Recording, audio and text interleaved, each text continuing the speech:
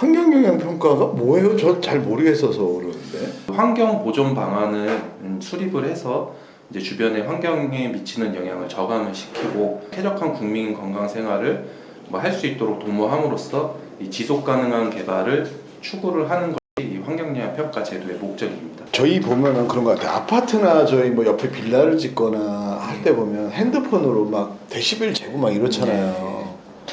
그거 과연 효과가 있나요? 그런 어플들이나 뭐 개인이 뭐 구매를 해서 사용하는 장비들 네. 이런 것들은 그냥 개인 편의를 위해서 사용을 하는 장비들 뿐이고요. 네. 저희들이 환경영향 평가를 할 때 뭐 예측도 하지만 이런 것들은 이제 공신력 있게 네.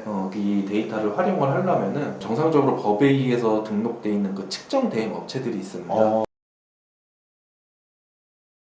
그렇다면 아까 같은 그 철도라든가 도로로 인한 진동 소음에 인해서 도움을 받고 싶으면 그 환경영향 업체한테 자문 또는 의뢰를 비용을 드리고 의뢰를 할 수 있는 부분인가요? 전 그게 가장 궁금하거든요. 저희는 일단은 메인 좀 시원하게 예스 오와 나스로 해줘.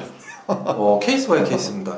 네, 왜냐면은 좀 되도록이면 해주시면 안 돼요? 그게 문제가 있다 없다. 그렇죠. 적어도 이 시험 성적서라든가 네. 이런 부분을 우리가 비용을 들여서 그렇죠. 요청을 하면 그걸 해주시냐고 여쭤보는 건데. 그런 것들은 해드리는데 네. 제가 중립이다라고 얘기를 드리는 게 네. 환경영향 평가들이 저희들이 발주를 받고 수주를 받을 때 네. 이 사업 시행자한테 이걸 발주를 받지 않습니까? 그러면 이 사람들은 이 사업을 해야 돼요. 근데 환경영향 평가를 했더니 이 사업을 하면 환경 영향이 너무 가중이 돼. 네. 그래서 이거 안 됩니다 하면 이 사람들은 어떡합니까? 이제 저희 때려 죽이려고 그러겠죠. 그렇죠. 그러다 보니까는 이 일을 준 발주를 준 사업자 쪽으로 이렇게 쏠릴 수가 있어요. 근데 어쩔 때는 또 이제 주변의 민원인들이 야 이거 들어오면은 뭐 가만 안 있을 거 어쩔 거야 뭐 이거 분명히 피해 있는데 너네 왜 환경영향 평가할 때는 이거 피해 없다고 네. 해서 막 이렇게 식으로 나오면 주눅이 들 수밖에 없겠죠. 그렇죠. 그래서 그렇죠. 이제 의뢰를 해주신 분은 피해가 있기 때문에 네. 나 이런 피해 보고 있으니까 이런 거 좀 대행해서 측정 좀 해주세요 네. 라고 해서 의뢰를 했는데 저희는 중립적으로 어떤 데이터를 이제 뽑아내고 네. 법적 기준이 얼만데 네. 현재 이렇게 나왔고 네. 이건 법적 기준 미만이라서 뭐 이거는 현재 뭐 피해를 보고 계시다라고 네. 얘기하기는 어렵습니다. 네. 이렇게 이제 어느 정도 판단은 해드려야 될 거 아니에요. 그러면 그런 거네요.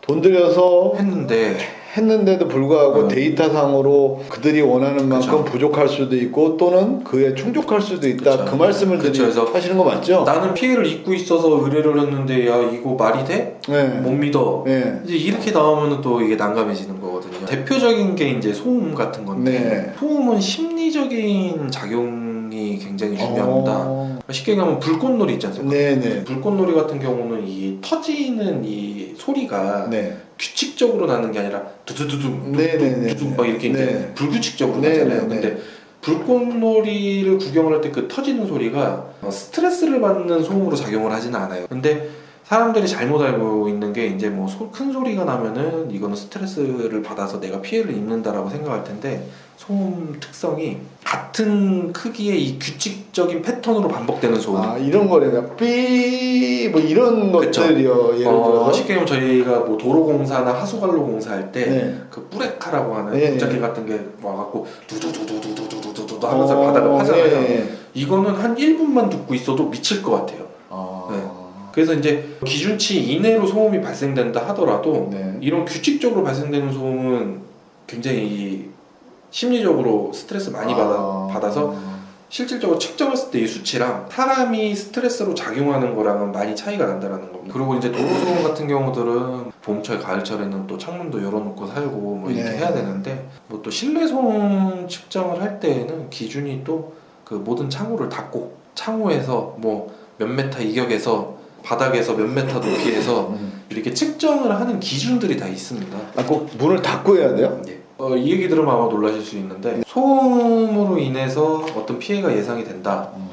근데 이거를 어떻게 저감을 할 것이냐 라는 거에 대한 저감 방안 중에 하나가 네. 창호입니다. 실제로 이제 제가 어렸을 때 네. 이제 어떤 경우가 있었냐면 제가 어렸을 때 살던 데가 서울시 구로구 거기가 이제 그 김포공항하고 그리 멀지 않은데 네. 그 비행기 이착륙하는 그 이제 항로가 그쪽을 지나가요. 정말 이게 하늘을 보면은 네. 비행기가 머리 위에서 날아갈 정도로 네. 그 정도로 가깝게 비행기가 날아갔는데 민원 제기도 많이 하고 이제 뭐 시끄러워서 못 살겠다 막 이렇게 하니까 네. 뭘 해줬냐면은 옛날에 진 집들이니까 창문이 나무 네, 나무 틀로 돼 있는 나무나 알루미늄 틀 같은 유리도 거, 네. 요즘 같이 무슨 뭐 방음 때문에 로이라든가 네. 이중창이 아니라 네. 진짜 유리 한 겹짜리 네. 다 그런 창이었잖아요. 네.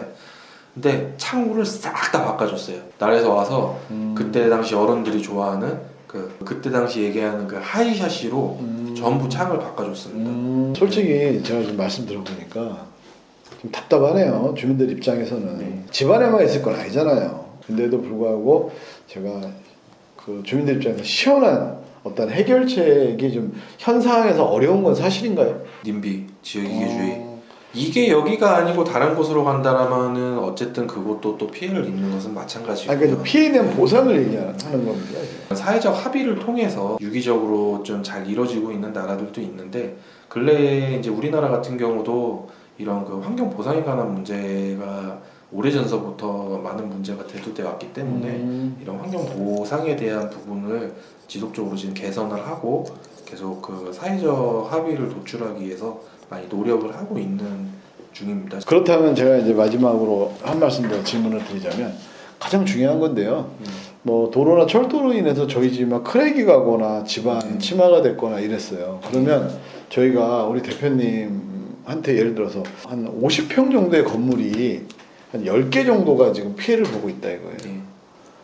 그럼 뭐 얼마나 딱 집어갖고 말씀하시기는 어렵겠지만 그래도 대략 이런 거 같은 거 비용이 얼마든지, 왜냐하면 가장 궁금한 게 비용이거든요. 보통 일반적으로는 뭐 소음, 진동 이런 거 측정을 할 때는 한 지점 네. 뭐 1회당 네. 한 50에서 70만 원 내외?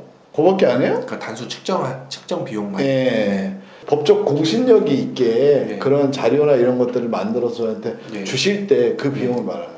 제가 알기로 꽤 비싼 걸로 알았는데. 이 장비를 가동을 할 때 실제로 우리한테 얼마나 피해가 오는지 네. 예측까지 하고 예. 그래서 거기에 대한 어떤 뭐 결론까지 도출을 예, 하고자 보고서까지. 한다면, 예. 네, 한다라면은 뭐 그거 얼마냐고요? 노코멘트입니다.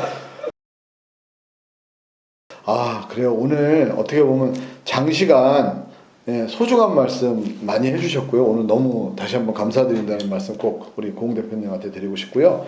아, 그런 것 같습니다. 제가 오늘 이 환경영향 평가에 대해서 또 이렇게 우리 대표님한테 여쭤봤는데, 제가 이제 방송 전에 말씀드렸어요. 주민들 입장에서 말씀을 좀 적극적으로 해주시라고 하셨는데도 불구하고 중립을 지키셨는데, 야, 이 부분이 이제 이렇게 방송에서 이제 듣고 보니까 더더욱 쉽지 않은 부분이구나 라는 생각이 들었고요. 행여라도 그런 부분에 궁금하시면 저 보상에게 연락 주시면 제가 한번 여러분의 도움을 드릴 수 있도록 노력을 해보겠습니다. 근데 그게 뭐 100%라고 말씀은 드릴 수 있는 부분은 아니겠지만, 어떻게 해요? 오늘 이제 보상 처음 출연하셨는데 네. 오늘 어떠셨는지 또 마무리 인사 좀 부탁드리겠습니다. 개발이라는 게 계속 그 훼손만 되고 피해만 주다 보면은 개발을 지속을 할 수가 없습니다. 그래서 이제 이런 완충작용을 할 수 있는 이런 방안들을 저희들이 제시를 함으로써 사람이 살아가는 데 있어서 어떤 뭐 개발과 환경과 조화를 이뤄서 지속적으로 개발이 이뤄질 수 있는 그런 역할을 하는 사람들 중에 하나인데, 피해를 주장을 하는 사람, 그 다음에 이 피해를 주장을 하는 사람들을 어떻게든 돈으로 보상을 하든 법적으로 하든 뭐 버텨가면서 사업을 해야 되는 사람, 이 중간에 껴있는 게 이제 저희들입니다. 개발 사업은 하긴 하되 이 피해를 주장을 하는 사람들은 어떻게 이제 피해를 최소화시켜 줄 것인가, 또 이 사업을 하는 사람들이 공사를 하는 데 있어서 비용이 좀 더 들더라도 아니면 공법을 좀 바꾸더라도 이 피해를 어떻게 저감할 수 있게끔 공사를 유도를 할 것인가, 이런 것들을 저희들이 해야 되는 역할입니다. 그래서 일방적으로 뭐 이렇게 피해를 주장한다라고 해서 그쪽 편만 들 수 있는 것도 아니고, 또 돈이 많이 드는기 때문에 나는 이렇게 아니면 사업 못해라고 한다고 해서 뭐 저희들이 이런 사업자 편만 들 수 있는 것도 아니고, 객관적이고 정량적으로 분석을 해서 중립적인 역할을 하려고 노력들을 많이 하고 있습니다.